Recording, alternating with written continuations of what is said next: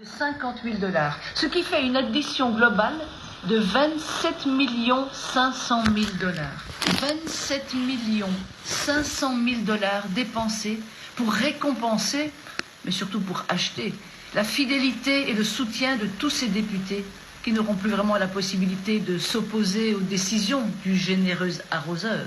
Qui osera refuser ce splendide cadeau là-bas? Qui osera renoncer à ce signe extérieur de réussite sociale et professionnelle au nom de l'équité, de la justice sociale et de l'éthique politique?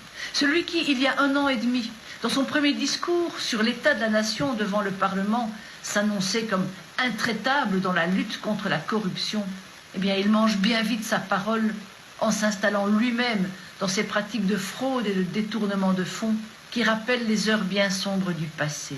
Ah, mais il s'agit de rester coûte que coûte au pouvoir. Et ce sont à nouveau les petits qui trinquent. 500 jeeps de luxe au détriment du système de santé, d'éducation de base, des infrastructures sanitaires. Je ne vous parle même pas de la stratégie de vaccination contre le Covid.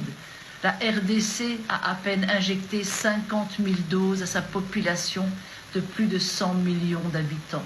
Ridicule et scandaleux. Où a-t-il bien pu trouver ces 27 millions de $, quand le salaire annuel moyen par habitant est de 457 $? Comment peut-il espérer être pris au sérieux par la communauté internationale quand il se discrédite dans de telles pratiques, alors que son sous-sol regorge de richesses? La RDC est un des pays les plus pauvres du monde et l'un des plus corrompus. Il occupe la 161e place sur 180 dans le classement des pays les plus corrompus. Quelle honte! Des populations entières ont dû fuir Goma, laisser leurs maisons et leurs maigres biens en raison de l'irruption du volcan Nyiragongo. Et Monsieur le Président se pavane avec des Rolex et des chaussures à 8 500 € la paire.